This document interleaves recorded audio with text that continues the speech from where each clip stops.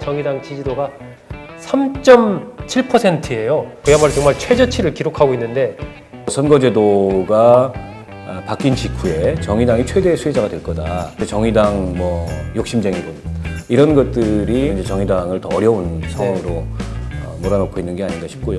과거 민노당 시절에 가지고 있던 이미지와 그다음에 통진당 시절을 거치고 정의당으로 오면서 이미지가 확실히 바뀌긴 바뀌었어요.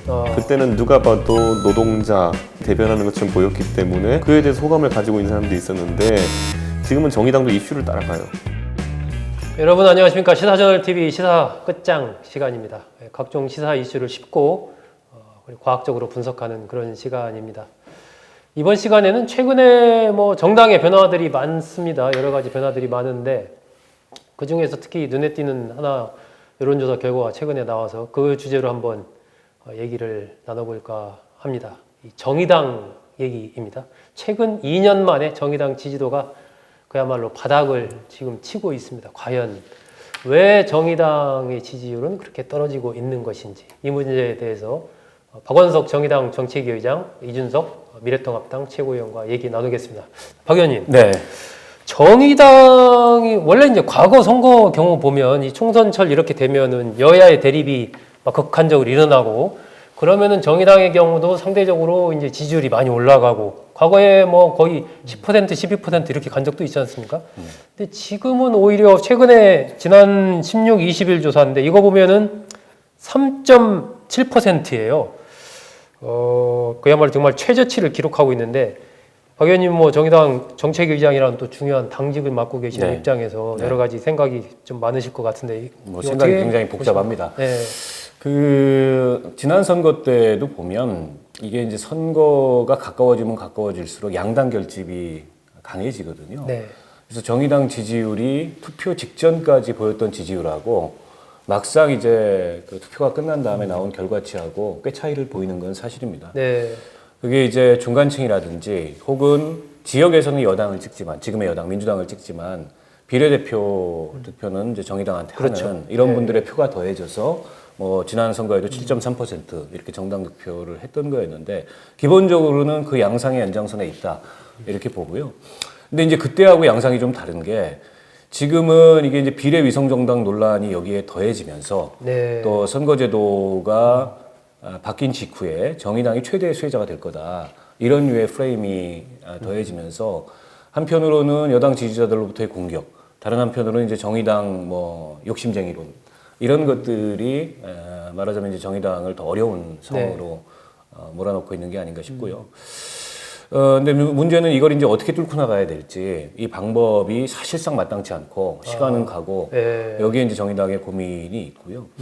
일단 저희는 원칙을 지키겠다고 그 연합정당이든 어쨌든 위성정당에 참여하지 않겠다는 선은 분명하게 그은 거고 당 내에서 그걸 둘러싸고서 여러 가지 잡음이 있었습니다만 그건 이제 정의당의 일종의 이제 존재와 관련된 문제이기 때문에 그걸 저희가 수용할 수는 없었고 그렇다면 이제 국민들한테 정의당은 어떤 정치를 하려고 한다라는 점을 좀 분명하게 드러내야 되는데 이게 이제 코로나 때문에 굉장히 이게 이 선거에 대한 분위기가 낮은 데다가 그러니까 쟁점이나 의제가 없는 선거잖아요. 오직 구도만 있는 네. 선거다 보니까 정의당의 어떤 정의당이 이번 선거를 뭘로 치르려고 하는가 네. 이런 것들이 잘 부각이 안 되고 제가 제일 마음이 아팠던 건 이 와중에서 당원들 사이에서도 그렇고 밖에서도 그렇고 노회찬 정신을 놓고서 서로 싸워요. 그러니까 저는 얼마 전에 지역에서 무슨 간담회를 갔는데 앉자마자 이분들이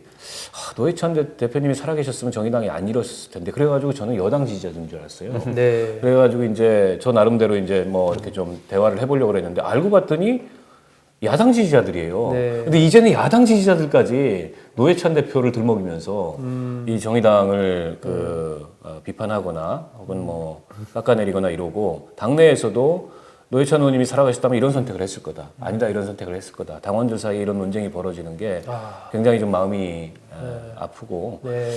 어찌됐든 간에 정의당이 처음부터 끝까지 내용을 다 주도했다고 볼 수 없지만 이 선거제도 개혁을 책임 있게 끌고 왔던 정당으로서 상황이 이렇게 된 거에 대해서 저희도 성찰할 부분은 성찰해야 된다고 생각을 합니다. 그리고 겸허한 자세로 어쨌든 국민들한테 정의당이 갖고 있는 진정성이나 가치를 말씀드리고 진인사 대천명의 자세로 선거를 맞이해야지 여기서 무슨 어떤 공학적인 뭐 이런 거를 굴린다 그래서 그런 게 될 수 있는 상황도 아니고 통할 수 있는 상황도 아니고 또 잘 하지도 못합니다 그런 거. 저는 근데 이제 예, 저는 이거 약간 더 이제 정의당의 변화를 이제 봤을 때 네. 과거 민노당 시절에 가지고 있던 이미지와 그다음에 뭐 통진당 시절을 거치고 정의당으로 오면서 이미지가 확실히 바뀌긴 바뀌었어요. 그때는 누가 봐도 노동자, 농민, 어떤 경제 계급적 이해를 대변하는 것처럼 보였기 때문에 그에 대해서 호감을 가지고 있는 사람들이 있었는데 지금은 정의당도 이슈를 따라가요. 네. 이번에 비례 명단만 본다 하더라도 저는 상당히 이슈를 쫓아갔다는 느낌을 지울 수가 없거든요. 어떤 노동운동이라는 걸 통해 가지고 장기간의 활동을 통해서 권위를 쌓고 자기 희생이 보였던 인물들이 비례 명단에 있는 것과 지금처럼 이슈를 쫓아간 인물들이 있는 것 그럼 굉장히 차이가 큰데 저는 거기서 제가 되게 안타까운 지점이 보이는 거예요. 근데 뭐 사실 이념 정당을 추구하기 때문에 그 이념을 몸으로 그냥 드러내 보여줄 수 있는 사람들이 나와야 되는데 제가 뭐 개개인의 후보를 비판하고 싶은 생각 없습니다만은 박창진 씨 그분이 그런 안타까운 일을 당한 다음부터 활동해온 이력은 알겠지만은 아까 제가 언급했던 것처럼 과거에 뭐 담병호, 권영길, 노회찬, 뭐 심상정 이런 분들이 상징하던 가치와는 약간 달라 보이는 느낌이 있는 가치들이거든요. 근데 저는 그게 뭐 물론 보수도 마찬가지입니다. 지금 정치에 있어가지고 계급적 이해나 아니면 어떤 집단적 이해를 대변하는 시절 벗어나가지고 이슈 파이팅을 하는 약간 자영업자들이 모인 정당처럼 되어가고 있거든요. 저는 이게 아마 앞으로 여기에 적응해 나가는 정당이 있을 것이고 적응에 실패한 정당들이 있을 것 같은데 다소 이게 좀 안타깝긴 하고요. 정의당은 선거 제도에 있어가지고 순손실입니다. 이제 순손실이다. 이게 뭐냐면 저는 연동형 비례대표제에 제가 사실 처음 나왔을 때 반대 안 했어요. 저는 패스트트랙에 강하게 반대했고 연동형 비례대표제가 이야기하는 그 비례성 강화에 대해 가지고는 저는 굉장히 찬성을 했거든요.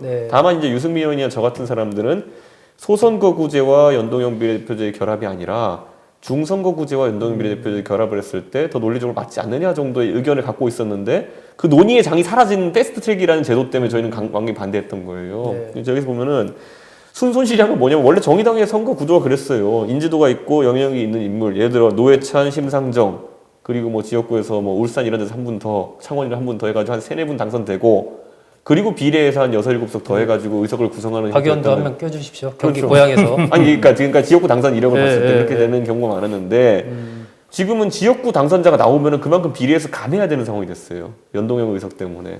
그러니까 이건 지금 상황에서 이렇게 민주당과 미래통합당이 결국 각자 비례정당을 내게 되면은 거기다가 자기들이 진짜라고 주장하는 열린민주당까지 나오는 상황에서는 단순 정의당의 역량치로 봤을 때 나중에 선거 제도에 의한 의석 변화를 보면 한두 석 정도 오히려 손해를 보는 가능성이 생겼다.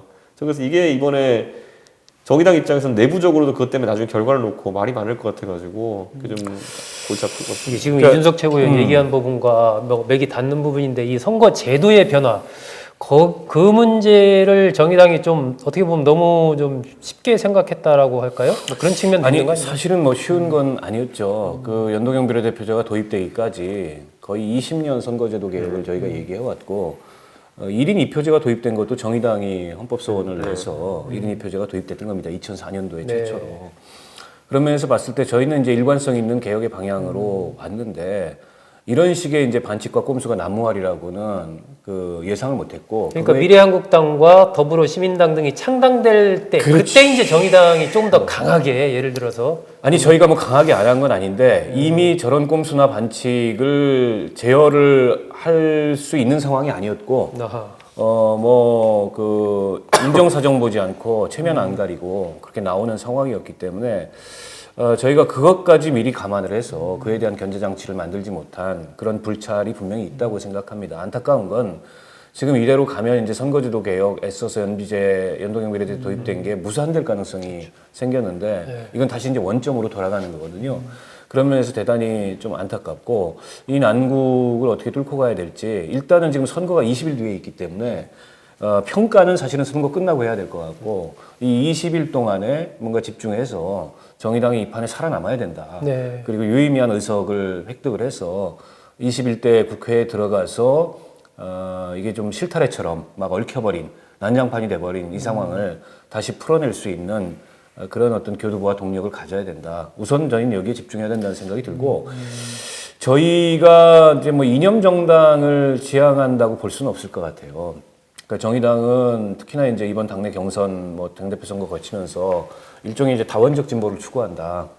그래서 기존에 어떤 노동 중심성이나 이런 거는 아주 기본적인 당의 근간으로 하되 네. 또 최근 들어서 민주주의 문제를 둘러싸고 다양한 진보적 조류들이 생겨나고 있지 않습니까? 네. 특히 차별금지라든지 또 뭐 정체성 정치라든지 그런 것까지를 포괄하는 다원적 진보의 길로 가고 있기 때문에 이번 정의당의 비례공천도 그런 맥락에서 사실은 당원과 선거인단이 결정 지은 거지. 정의당이 사실은 다른 정당처럼 순번을 정해놓고 찬반 투표하든가 뭐 순위 투표하든가 이런 정당이라면은 거기에 어떤 지도부의 의지나 이런 것들이 관철될 수 있겠지만 이미 그러기에는 그 굉장히 대중화된 정당이고 네. 당원들의 아래로부터의 결정 구조를 갖고 있기 때문에 그건 좀 어렵다 이런 말씀을 드리고 싶고요. 저는 좀 그런 생각이 들어요. 우리가 한 가지 제가 이제 반성하는 대목은 정치라는 게 어떻게 보면 제도가 반 이상일 수 있어요. 네. 그러나 제도가 전부는 아니거든요. 근데 우리가 제도 의존적 경향이 지난 몇 년간 너무 강했던 거 아닌가. 사실은 연비제 하나만 통과가 되면 거기서 정의당의 새로운 길이 열리리라는 네, 네. 그런 어떤 기대감이 우리가 마땅히 주의를 기울였어야 될 그런 사항들을 놓치게 만들지 않았는지 이 점에 대해서는 좀 깊이 네. 선거 이후라도 성찰하고 뭐 사실은 이제 진보 정당이 원점으로 돌아간다면 원점에서 재시작을 해야죠. 어차피 이게 뭐 맨주먹 붉은 피로 시작한 건데 뭐 우리가 뭘 있어가지고 정치한 게 아니지 않습니까? 그런 어떤 심정으로 이번 선거를 치르고 있습니다. 이준석 최고위원은 지금 뭐 이제 4월 15일 얼마 안 남았으니까 네. 지금 박원석 정의당 정책위의장의 고민, 내가 만약에 지금 정의당 전략의 전권을 쥐고 있다면 지금 상황에서 좀 이렇게 한번 하면 그래도 정의당이 조금 총선 때 지금보다는 좀 낫지 않을까? 뭐 그런 관점에서 한마디 하신다면 어떤 얘기를 저는 하실까요? 3일 전이었다고 한다면요. 네네. 사실 비례 명단에 대해 가지고 솔직히 교체를 하자고 제가 만약 진짜 독재자였다면은 할 것 같은데 지금 시점이라면? 지금 시점은 그런 게 불가능하고요. 그렇죠. 다만 앞으로 당의 방향성을 설정하는 데 있어 가지고 조금 더 아까 말했던 계급 대변한다든지 네. 좀 더 대중정당화의 가능성을 좀 보여야 되지 않을까라는 생각했던 게 너무 선명한 이슈들을 건드렸어요. 예를 들어 페미니즘이라든지 예? 아니면 지금 연동형 비례대표제는 뭐 제도에 대한 부분이니까 그렇다 하더라도 네. 뭐 그거 외에도 그러니까 저는 제가 정치를 보는 관점이 그래서 그런지 모르겠는데 저는 정치하는 사람들이 가장 중요한 정치 행위가 표를 던지는 행위를 생각했거든요. 네. 결국엔 어떤 법안이나 이슈가 떴을 때 거기에 대해서 합리성을 가지고 판단하는 것을 의정활동의 기준으로 삼았으면 좋겠다 이런 것인데 뭐에 꽂힌 정당처럼 약간 보이는 게 약간 문제다.